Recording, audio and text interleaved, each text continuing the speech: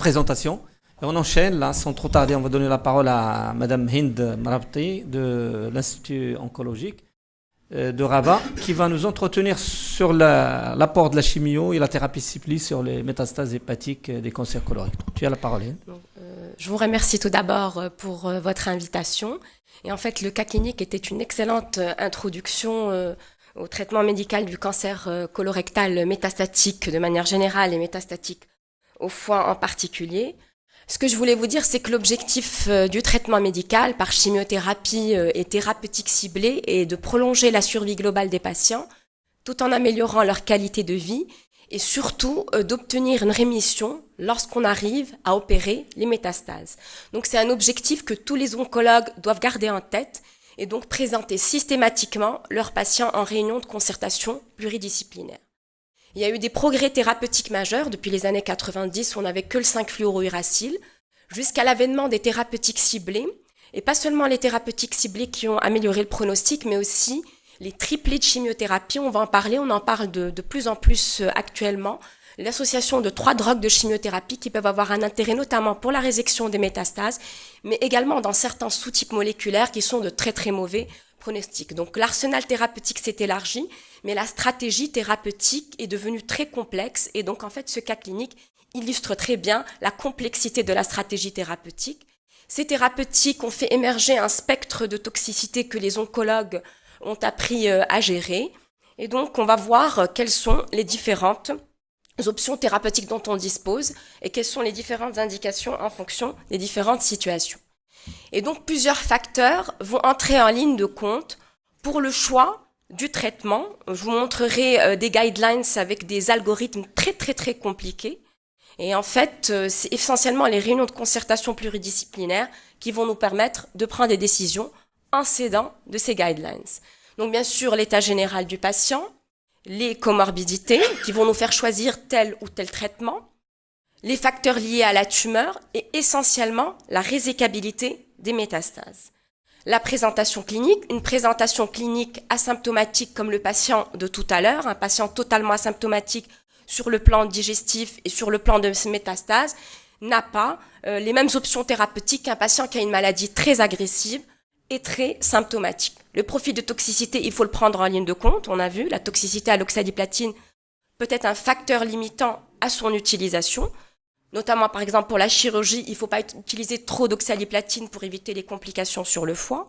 Il y a aussi les complications qui vont gêner le patient dans sa vie quotidienne. On peut avoir des patients qui vont vivre assez longtemps et donc il faut s'arrêter quand la neuropathie n'est pas devenue invalidante. Et puis, il y a tous les facteurs prédictifs de réponse, notamment les facteurs moléculaires qui sont maintenant indissociables de la prise en charge du cancer colorectal. On a parlé de la mutation du RAS, qui est en fait une contre-indication à l'utilisation d'une classe thérapeutique qui est celle des anti-EGFR. Et en fait, maintenant, on parle de RAS complet, on ne parle plus que du KRAS. Donc, le KRAS, à lui seul, ne nous permet pas de justifier un traitement par les anti-EGFR. Et on a d'autres facteurs moléculaires maintenant qui entrent en ligne de compte pour le choix du protocole thérapeutique, notamment le BRAF, même s'il n'est pas complètement validé. Et le MSI, vous le savez, on l'utilise souvent en RCP, en situation adjuvante pour décider ou non d'un traitement adjuvant. Mais maintenant, il a un intérêt, surtout dans l'avenir, pour la mise en place de nouvelles thérapeutiques qui ne sont pas encore validées, notamment l'immunothérapie. Donc, globalement, si on s'intéresse aux métastases hépatiques des cancers colorectaux, donc 25% vont être métastatiques d'emblée. Alors, les patients qu'on va considérer comme non résécables, souvent ils ont une maladie extrahépatique non résécable, et ces patients seront candidats à un traitement systémique. Et puis, il y a les patients qui ont des métastases hépatiques isolées, ou alors quelques métastases extrahépatiques qui sont résécables. Ces patients-là, il y a une catégorie qui est d'emblée résécable, et à ce moment-là, on va tout de suite penser à la chirurgie et peut-être une chimiothérapie périopératoire pour encadrer cette chirurgie. C'est des patients qui ont généralement un très bon pronostic, avec une survie globale à 5 ans qui peut atteindre 60 à 70%. Et puis, les patients qui ont une maladie hépatique volumineuse, comme ce patient qui avait 10 métastases hépatiques, mais en fait, il ne faut jamais baisser les bras et se dire toujours que le patient peut devenir résécable sous l'effet d'une conversion par le traitement médical. Donc en fait, là, j'ai fait une classification pour vous parler des métastases, des différents traitements en fonction de ces différentes situations. Mais il faut dire que la situation potentiellement résécable et ce qu'on considérait autrefois comme jamais résécable peuvent être en fait intriquées. Et en fait, les métastases hépatiques exclusives doivent être considérées résécables jusqu'à preuve du contraire. C'est-à-dire que l'oncologue médical doit toujours présenter en RCP les patients, quel que soit le nombre de métastases qu'il voit sur le foie, parce qu'avec un traitement médical, certains patients peuvent devenir résécables. Donc on va passer tout d'abord à la première situation. On considère que le malade n'est pas résécable, mais comme je dis, il faut toujours garder en tête qu'il faut représenter le patient en RCP parce qu'il peut devenir résécable sous l'effet du traitement médical, en particulier lorsque les métastases hépatiques sont exclusives ou prédominantes. Plusieurs molécules actives, la chimiothérapie conventionnelle, le 5-fluorouracil ou sa prodrogue orale, la capecitabine, qu'on connaît tous depuis les années 90. Souvent, on va l'associer avec une deuxième molécule, soit l'irinotecan, soit l'oxaliplatine pour donc traiter avec un doublé de chimiothérapie. Et je vous ai dit qu'en fait, il y a de plus en plus maintenant d'indications, un triplet de chimiothérapie, 5-FU, oxaliplatine, irinotecan. Il y a un dernier né de la chimiothérapie qui s'appelle le TAS-102, pas encore disponible au Maroc, mais c'est essentiellement chez les patients chez qui on a donné tous les traitements et donc qui sont encore en bon état général, il y a encore des options thérapeutiques. Pour les thérapeutiques ciblées, donc c'est ce qui n'est pas en bleu, malheureusement je n'ai pas de pointeur, et donc en fait pour les thérapeutiques ciblées, il y a deux classes thérapeutiques majeures, les anti-angiogéniques avec en chef de file le bevacizumab, qui est en fait la seule molécule pour l'instant disponible au Maroc, et la deuxième classe thérapeutique est celle des anti-EGFR, et on verra la place de ces molécules en fonction des différents essais thérapeutiques. Donc ça, c'est l'historique de la chimiothérapie dans le cancer colorectal métastatique ou métastase hépatique, parce qu'en fait, on va traiter de la même manière en fonction de la résécabilité ou non des métastases et en fonction des différents facteurs moléculaires. Donc dans les années 90, 5-FU seul, survie médiane de 12 mois, un doublé de chimio, on augmente un petit peu plus à 14-15 mois. On est dans une situation où on n'opère pas les patients. Et quand on ajoute les thérapeutiques ciblées, on voit qu'avec toutes les lignes thérapeutiques dont on dispose, la survie médiane peut atteindre 30 mois. Donc un patient qui a des métastases hépatiques non résécables, avec toutes les options thérapeutiques dont on dispose actuellement, la survie médiane peut atteindre 30 mois et beaucoup plus si les patients sont opérés. Première classe thérapeutique qui a vu le jour et qui a en fait permis de mettre en place des thérapeutiques ciblées dans le cancer colorectal métastatique, c'est celle des anti-angiogéniques avec le bevacizumab. En fait, le bevacizumab est un anticorps qui agit sur les cellules endothéliales vasculaires pour empêcher leur fabrication, leur migration et leur prolifération.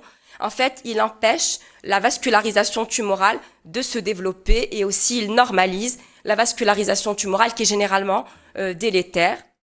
Le bevacizumab a été la première thérapeutique ciblée testée dans le cancer colorectal métastatique, en première ligne de traitement et en deuxième ligne, avec un bénéfice en réponse, en survie sans progression et en survie globale. Donc là, on est dans les premiers essais thérapeutiques.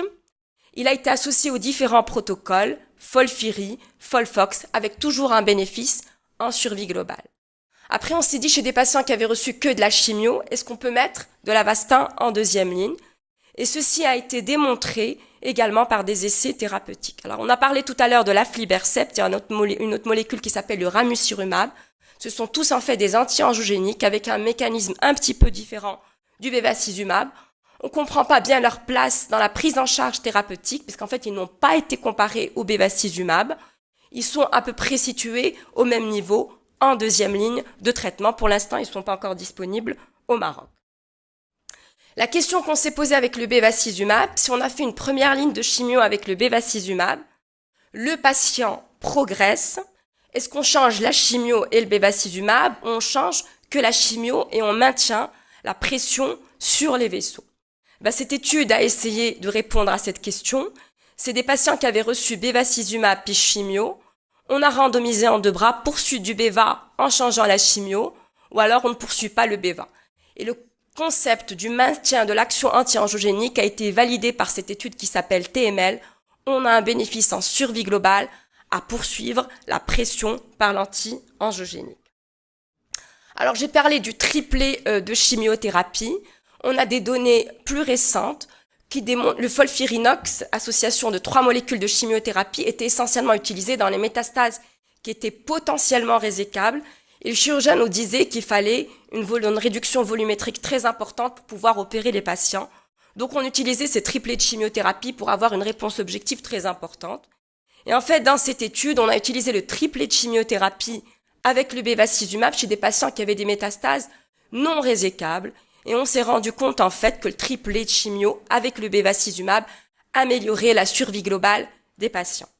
Et en fait, cette option thérapeutique est surtout utilisée dans un sous-groupe de patients qu'on appelle les BRAF mutés. En fait, actuellement, le BRAF muté, même s'il n'est pas complètement validé, mais il est testé dans les pays où les analyses moléculaires sont faites en pratique clinique systématiquement, parce qu'il s'agit d'une catégorie de patients de très très mauvais pronostics et qui répondent très très mal à toutes les autres chimiothérapies. Et la seule chimiothérapie qui semble être efficace, c'est le folfirinox. Donc globalement, en ce qui concerne le bevacizumab, on a vu qu'il a été démontré en première ligne, en deuxième ligne, avec le triplet de chimio, notamment chez les BRAF mutés.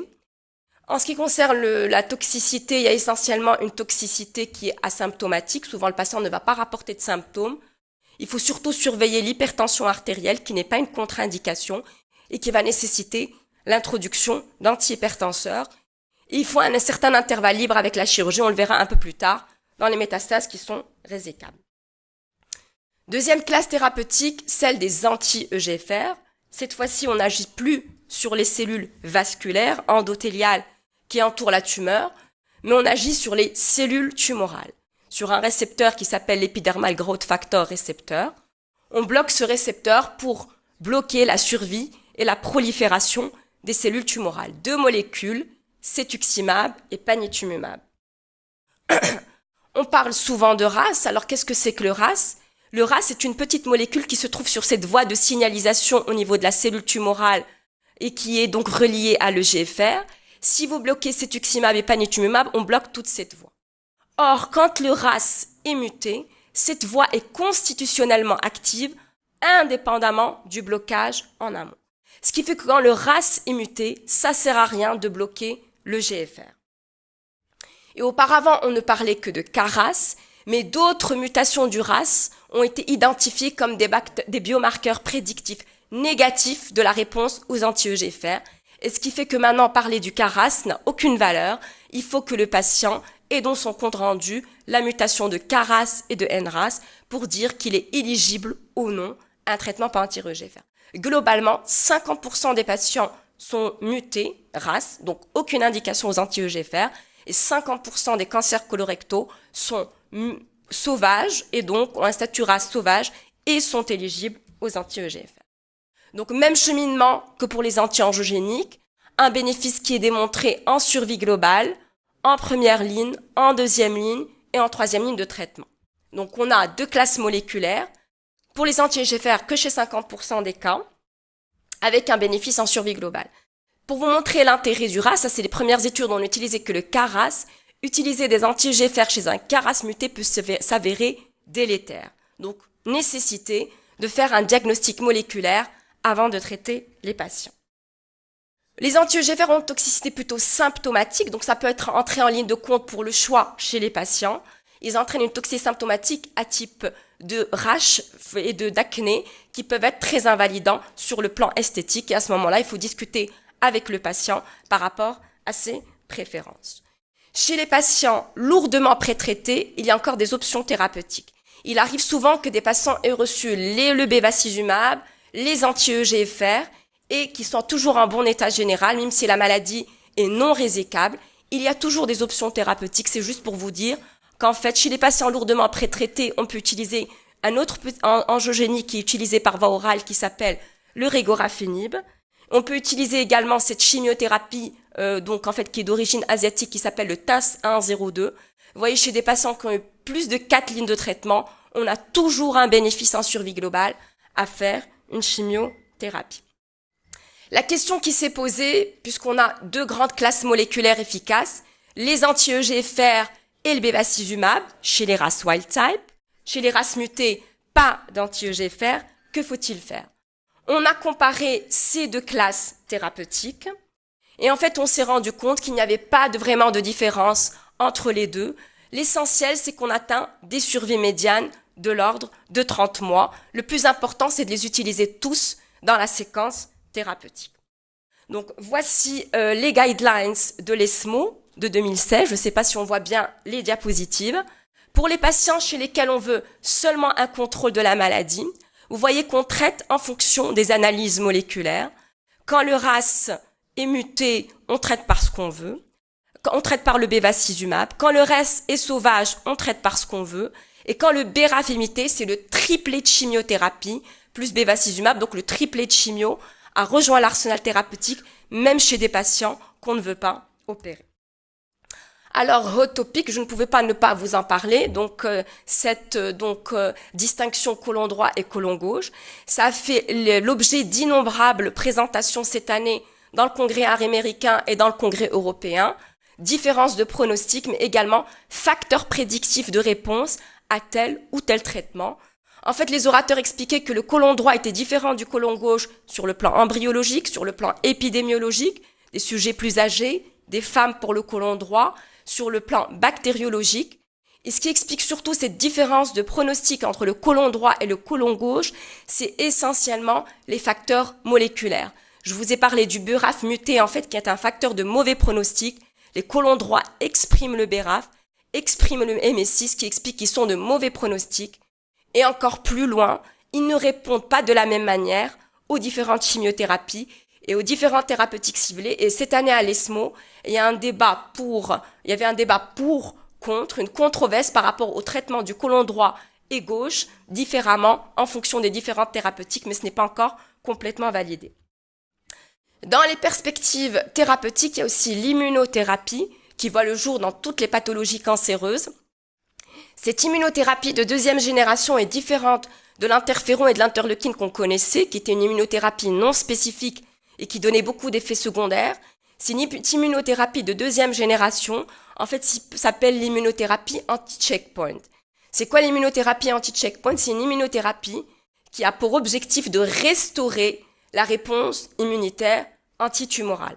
On sait qu'il y a une réponse immunitaire antitumorale qui peut intervenir à la phase d'amorce au niveau des ganglions lymphatiques et au niveau du micro-environnement tumoral, et il s'agit de la restaurer en bloquant en fait des molécules, des récepteurs qui bloquent la réponse immunitaire. On lève ce checkpoint et on restaure la réponse immunitaire antitumorale.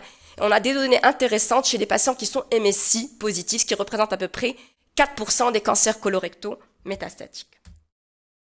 Donc j'en ai fini avec les jamais résécables, mais il faut toujours garder en tête que les métastases hépatiques exclusives sont résécables jusqu'à preuve du contraire, toujours les présenter en réunion de concertation pluridisciplinaire et ne pas baisser les bras même en deuxième ligne. On peut toujours avoir des réponses qui peuvent mener à la chirurgie. Deuxième situation, le chirurgien nous dit il faut une réponse volumétrique pour opérer les patients. Le classique FOLFIRINOX, on utilise 3 molécules de chimio pour avoir donc des taux de réponse très importants. Vous voyez 70% de réponse et des taux de résection également très importants. Mais on peut se suffire également d'un doublet de chimiothérapie plus thérapeutique ciblée. C'est ce qu'on a démontré tout à l'heure chez le patient qui avait eu du Folfox plus bevacizumab. Et comme je vous disais maintenant, ce qui est plutôt recommandé, c'est un triplet de chimiothérapie plus bevacizumab. Cette étude a été récemment présentée. Dans cette étude, on compare bichimio versus trichimio.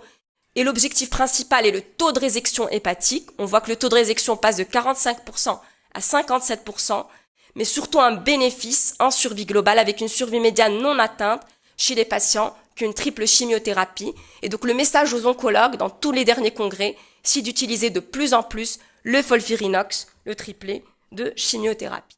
Quelques données pour le BEVA. Il faut toujours un intervalle libre de 6 semaines avec la chirurgie.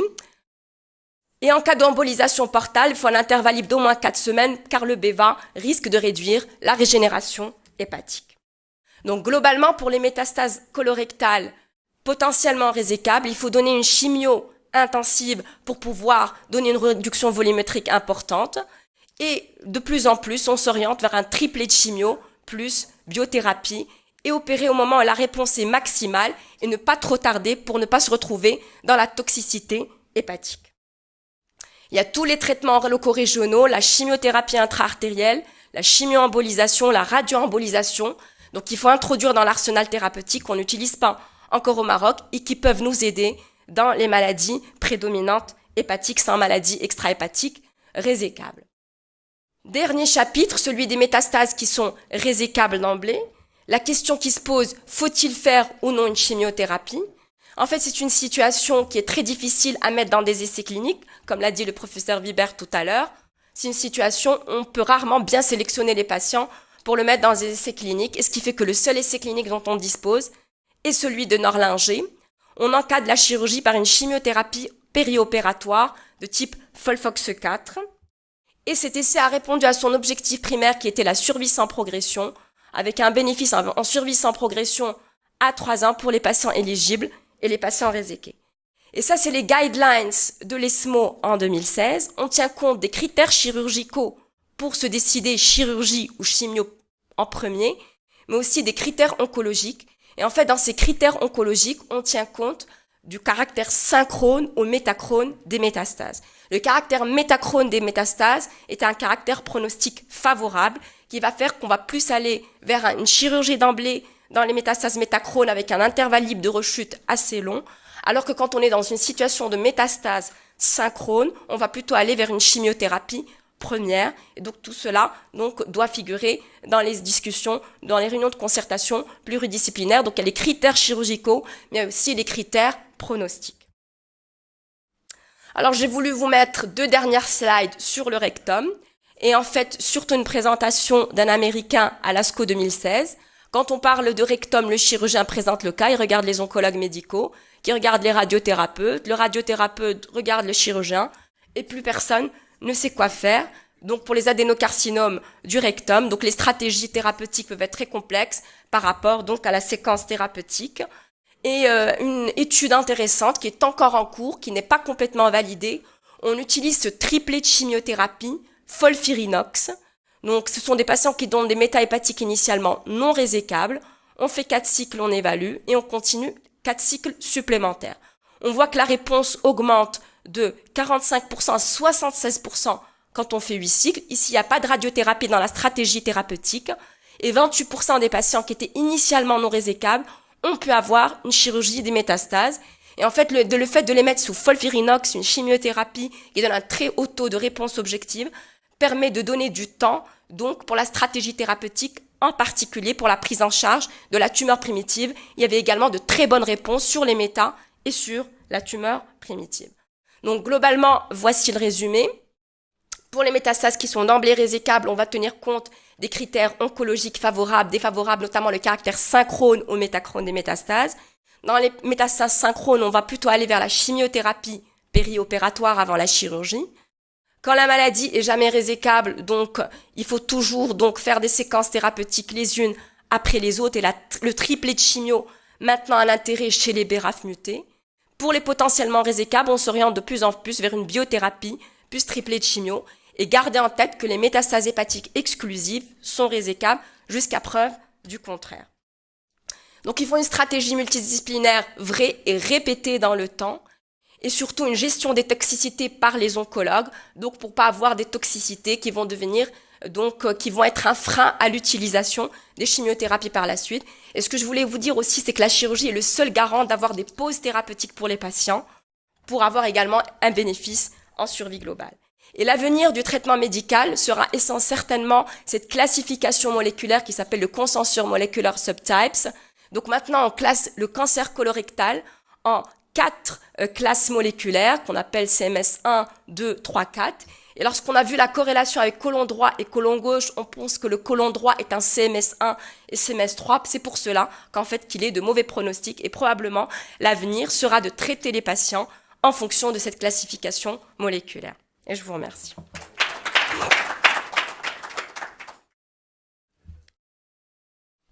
Merci Hind. La parole à la salle. Est-ce que vous avez des questions là concernant? Oui, Eric, vas-y. Tu veux venir? Oui, c'est mieux.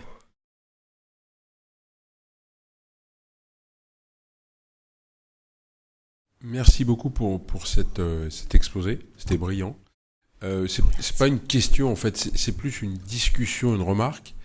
Je pense que en fait aujourd'hui on vit quelque chose d'assez étonnant, c'est que les métastases hépatiques de cancer du côlon ont un traitement qui est soit de la chimiothérapie, soit de la chirurgie, et finalement si on prend comme endpoint, c'est-à-dire comme critère de choix, la quantité de vie, on a parfois de difficultés à choisir. C'est-à-dire qu'on voit très très bien que la médiane de survie aujourd'hui d'un patient qui est sous chimiothérapie exclusive, elle est grosso modo de 35-36 mois avec les nouvelles chimiothérapies. Est-ce que tu ne penses pas qu'il y a vraiment maintenant la place à changer de endpoint et à ne pas considérer non pas la quantité de vie mais la qualité de vie?